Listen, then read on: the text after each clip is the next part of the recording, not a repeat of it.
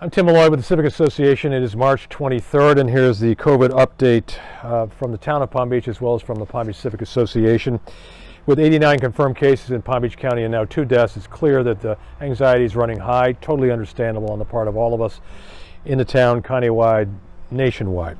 Here's the latest. The town urges you to stay calm, kind, and respectful. Practice social separation of 6 feet. Wash your hands frequently. Be patient. We'll get through this. Effective immediately, all town docks, ramps, and marinas are closed. While the lake trail is open, authorities observe some congestion on that trail. A lot of people have. Town leaders strongly recommending practicing the 6-foot social distancing on the lake trail as well. Starting tomorrow, Publix will open its doors to seniors 65 and over at 7 a.m. Publix will offer senior shopping hours on Tuesday and Wednesday mornings from 7 to 8 a.m. All town public buildings are closed. However, essential services such as police and fire rescue fully operational. To reduce the spread of COVID-19, the town is asking all non-essential businesses that are still open to consider closing to reduce person-to-person spread of the disease. The town-wide curfew remains in effect 9 p.m. until 6 a.m. until further notice. Now, the advisory from the town on the lake trail comes from a lot of different people who were out on the lake trail over the weekend.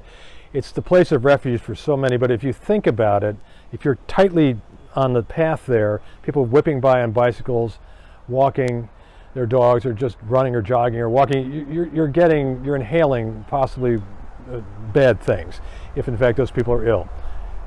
No certainty of that at all, but they advise do keep separation because that is sort of a go-to place because the public beaches are closed. There are people trying to pose as virus testers, people coming to homes and knocking on doors. It's happened a few times in town.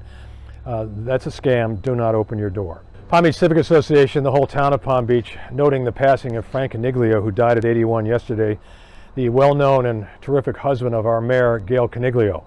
A prominent restaurateur, he owns several well-known establishments, including E.R. Bradley's, Cucina del Arte, and Nick and Johnny's. A proud grandfather and father, he served in the Marine Corps for 4 years, and the flag with the eagle, globe, and anchor waved above his residence and his restaurants. We, the Civic Association, send our condolences to Mayor Coniglio and her family. Once again, the Breakers is stepping up to the plate, and the beneficiary right now is the food bank, and this is a terrific thing. With the suspension of food and beverage operations at the Breakers, resort chefs and the purchasing team gathered what amounted to 3 truckloads of produce and dairy, juice, bread, and meat, and other non-perishable foods for delivery to the Palm Beach County Food Bank. Retired Judge Deborah Pusillo, who's the wife of PBCA Executive Committee member Michael Pusillo, is a member of the Board of Directors for the Palm Beach County Food Bank.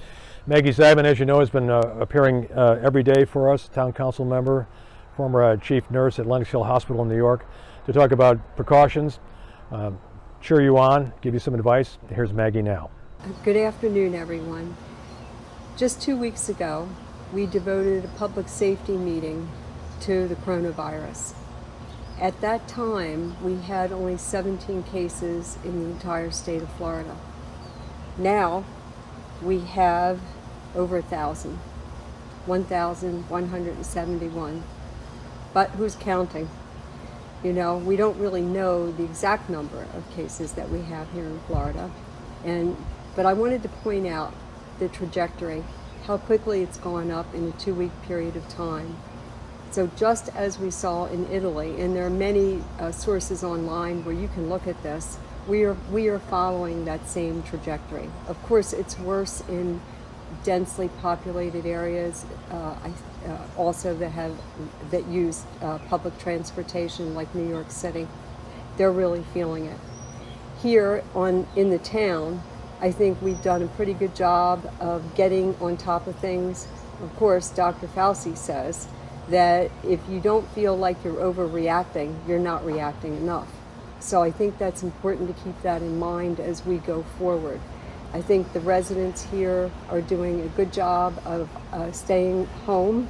There's very little traffic on the streets. Very few people are walking around. Shops are closed. Restaurants are closed, but offering takeout meals and curbside pickup. Well, takeout meals are curbside pickup, but also delivery. I want to just make mention of a couple of other things that may be helpful to you. When we look at Italy, it of course feels like we're overreacting, but unless you take on extreme measures in terms of staying away from other people, you're not reacting enough. And this has been noted over and over again. In fact, I'll give you a quote. The lesson from Italy isn't just that you have to act before your hospitals are overwhelmed. It is that you have to take steps that appear in the moment to be an exceptional overreaction. Because by the time it looks like you're taking the right steps, it's probably already too late. So by the time you're evaluating it, it's past history. You already should have done it. So Italy is our lesson. New York is our lesson. And I think that we have to continue to keep that in mind as we go forward, because it will get more difficult to be isolated from each other. I know I already feel it, and I'm sure you do too.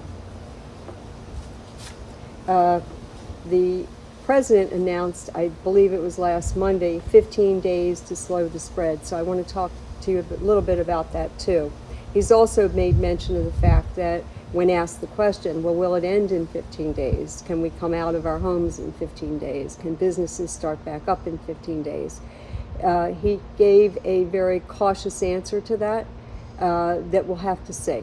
And that's the way it's going to be. We'll just have to wait and see. The town took a lot of measures last Monday, and we will continue to be on top of things and look for other opportunities to keep you safe and to protect you.